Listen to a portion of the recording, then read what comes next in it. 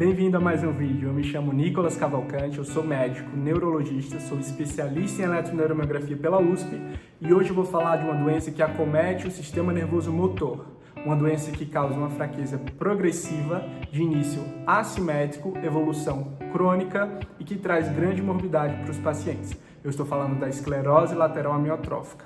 Ela ainda é de difícil diagnóstico. O paciente começa a ter sintomas, ele evolui com essa fraqueza progressiva por meses a anos sem receber esse diagnóstico. Para evitar isso, a gente precisa de informação. Então, se você possui esses sintomas, se você conhece alguém que possui, ou mesmo se você é médico e tem pacientes que têm esses sintomas, não deixe de acompanhar o vídeo e não deixe de encaminhá-lo para o especialista para que ele possa receber o diagnóstico e começar o tratamento adequado. Sobre o quadro clínico, o paciente começa a apresentar um quadro motor, ou seja, há início de uma fraqueza e frequentemente há a percepção de que, nas palavras dos pacientes, a carne está pulando. O que é isso? Essa expressão muitas vezes quer dizer que o paciente percebe contrações musculares involuntárias. Vou mostrar aqui num vídeo para vocês um exemplo, aqui do lado. E essas contrações musculares involuntárias são o que a gente chama de fasciculação, que é a representação da atividade muscular quando existe um dano neuronal.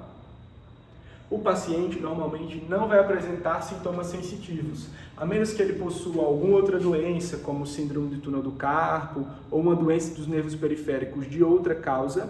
Não há envolvimento do sistema nervoso sensitivo, ou seja, é um quadro de fraqueza que pode ter início no braço ou nas pernas e, em uma pequena percentagem dos casos, vai ter início na musculatura craniana ou bulbar, ou seja, o paciente apresenta alteração da fala, da mastigação e da respiração. Mas, normalmente, essas estruturas só são acometidas no final da evolução da doença. Um questionamento frequente que é feito é: doutor, essa doença é genética? Eu estou com a doença, meus filhos têm chance de tê-la também? Ou um filho ou uma filha de um paciente que foi acometido pela doença, ele tem chance de tê-la? Bom, 90% dos casos são esporádicos, ou seja, apenas 10% dos pacientes que possuem esclerose lateral amiotrófica têm isso devido a alterações genéticas. Então, a resposta é sim. Existe uma chance de transmissão, mas ela é baixa, cerca de 10%. O diagnóstico vai envolver o exame clínico, ou seja, a avaliação de como está a função do sistema nervoso motor, que frequentemente mostra um quadro de fraqueza, involução do tamanho dos músculos, ou seja, atrofia muscular, e também respostas anormais ao repouso, ou seja, aquela queixa que o paciente traz para a gente, né, que a carne está pulando, ou seja, que existe uma movimentação involuntária e irregular do músculo, são indicativos de que existe um sofrimento do neurônio motor. Ainda sobre o diagnóstico, nós temos exames complementares. Dentre esses exames complementares, nós temos 3 grupos de exames, que são os laboratoriais, os exames de imagem e os exames neurofisiológicos, ou seja, a eletroneuromiografia.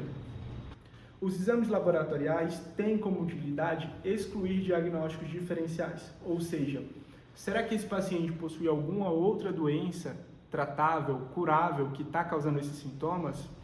Ou será que esse paciente possui alguma outra doença que possa justificar algum outro sintoma associado, como, por exemplo, um paciente que tem alteração de sensibilidade junto e possui alguma doença metabólica que possa justificar isso? Exames de imagem, principalmente a ressonância nuclear magnética do crânio e também da coluna cervical, para avaliar se o paciente pode ter algum fator confundidor, como, por exemplo, um AVC ou uma lesão na coluna cervical que possa estar causando aquele quadro. E também realiza-se a eletroneuromiografia. É por meio da eletroneuromiografia, muitas vezes, que a gente confirma esse diagnóstico. Durante a realização do exame, a etapa mais importante nesse caso é a fase da agulha. Quando a gente coloca a agulha no músculo de um paciente normal, a gente só vê o repouso, ou seja, aquele músculo está parado, não mostra nenhuma atividade para a gente. No paciente com esclerose lateral amiotrófica, é preciso que haja alteração ao repouso, ou seja, a gente coloca a agulha e vê a ativação do músculo. E também quando o paciente ativa o músculo, nós vemos que essa ativação não é a esperada, não é uma ativação normal. É uma ativação que mostra comprometimento dos neurônios. Então a gente vê que existiu a morte de neurônios e aos poucos os neurônios que restam vão se esforçando para compensar essa perda dos músculos. Existe paciente com ela e com a eletroneuromiografia normal? Sim. Existe um tipo de doença, que é o tipo esclerose lateral primária, em que as alterações são só do sistema nervoso central e o sistema nervoso periférico está preservado. E qual o tratamento dessa doença? Hoje nós temos no Brasil uma medicação que é utilizada, que é o Riluzol. Essa medicação ela é fornecida pelo Sistema Único de Saúde, então o paciente consegue sem custos, desde que seu médico preencha um relatório e siga as especificações. Além da questão medicamentosa, nós temos vários outros tratamentos, principalmente o tratamento multiprofissional. Então, a realização de fonoaudiologia, também as medidas de proteção de via aérea e também as medidas de alimentação que não são orais, ou seja, gastrostomia, por exemplo, são medidas que podem prolongar e trazer mais conforto à vida desse paciente. Outro ponto que eu preciso destacar é em relação às famílias. É importante uma rede de apoio para esses familiares e é importante também os cuidados multiprofissionais para que os pacientes e também os acompanhantes sejam orientados do que fazer, sejam esclarecidos quanto à evolução da doença e também possam trazer o máximo de conforto e o máximo de qualidade de vida para os pacientes que recebem esse diagnóstico.